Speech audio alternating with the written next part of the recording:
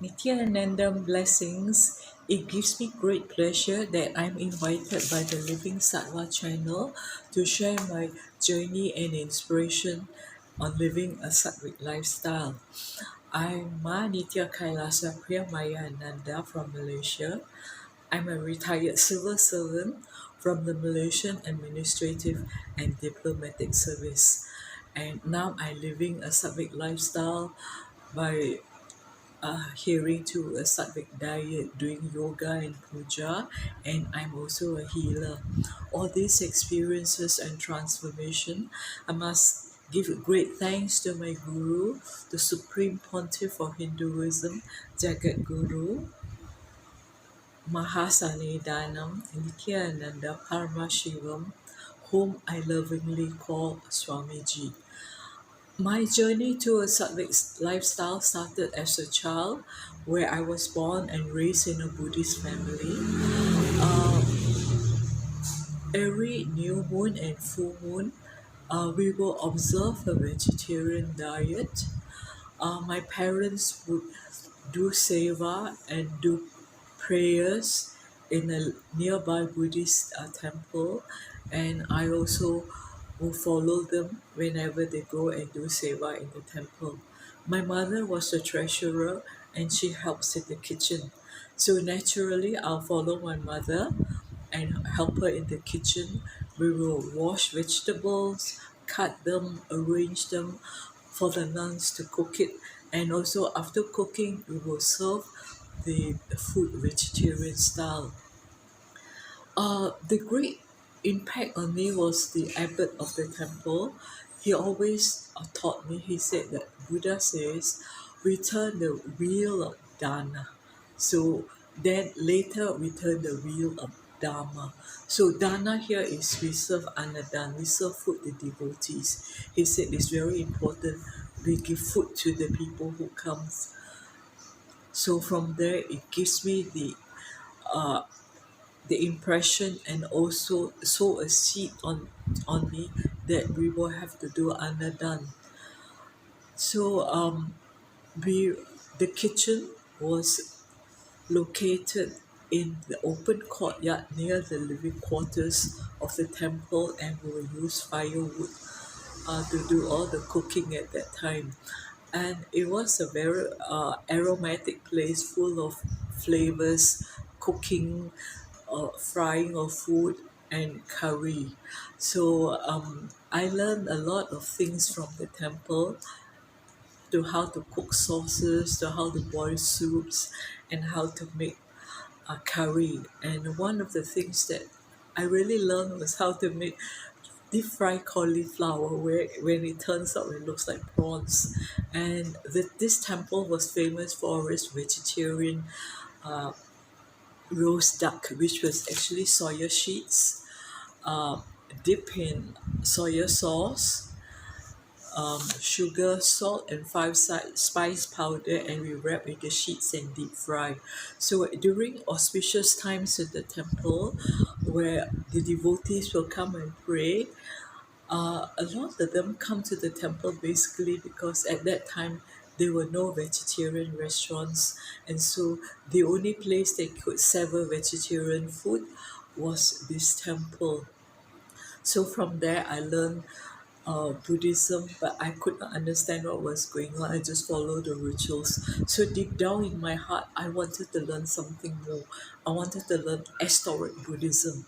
At that time, I actually did not know what it was too.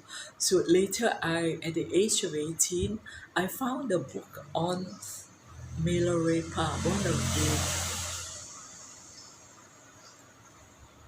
the lineage gurus of Buddhism. And then from then onwards, my seeking grows deeper. I met a lot of Tibetan lamas, Rinpoches. I went to India and Nepal, and also locally, I learned Buddhism from my Tawe Lama, we call it the root guru. I learned Tibetan from a Swedish devotee, and very fast I picked up the language. I think it's because of past life memory, and Tibetan language is very similar to the Sanskrit language. I also went to Bodh Gaya for 1 month to further my knowledge on Tibetan language. Um, in 2003, I read in the local newspaper, The Star, I saw a picture of a young, handsome Indian monk, and I wanted to meet him. I do not know who he was and whom he was.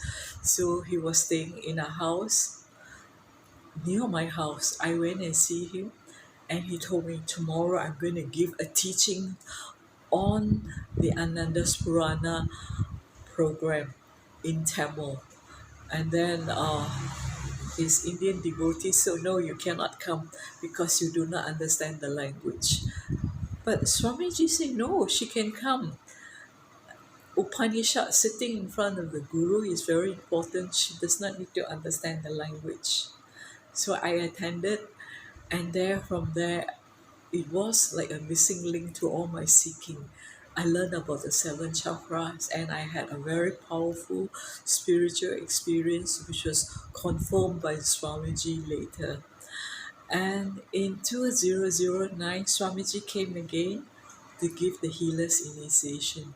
I was a bit hesitant because I have to become a vegetarian, but my desire to be a healer was so great. So I took the jump, and I became a healer, and I become a vegetarian at that time. So at that time, I did not know what was Sattvic diet and what was a Sattvic lifestyle.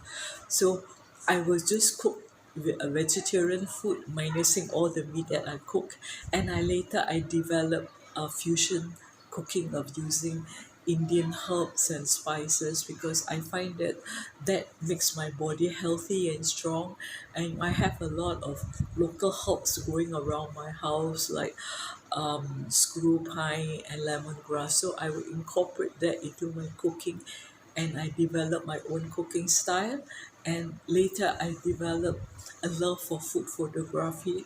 I would take all the pictures of all my food and place it in my Facebook. My Facebook page is called Lee Kim Ha, and I got a special dedicated page for Sattvic food under the name of Priyamaya Enlightened Food. So you can see all the pictures there. So my friends will tell me I every day look forward to your food pictures because it gives me a lot of inspiration on what to cook. And recently, one of my friends was telling me she cannot replicate whatever she cooked uh, in the non-vegetarian style, especially the sauces for her noodles. It gave me a very powerful cognition. I said, well, we don't replicate, but we create.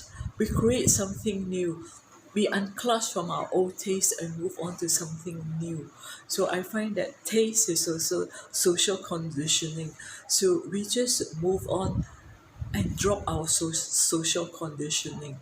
So that one, I'm very happy that I can use food to inspire people and use food as a medicine to heal. Also, recently I have a friend, she was not feeling very well, but I taught her to use herbs and spices to heal, and then she felt better. So besides food as a Sattvic lifestyle, I also do yoga and puja. So and I find that my life is very complete at my age. I'm more happy than others. I'm living a very healthy lifestyle. So I invite you to share my living lifestyle of a Sattvic lifestyle. Thank you very much for listening. Nithya.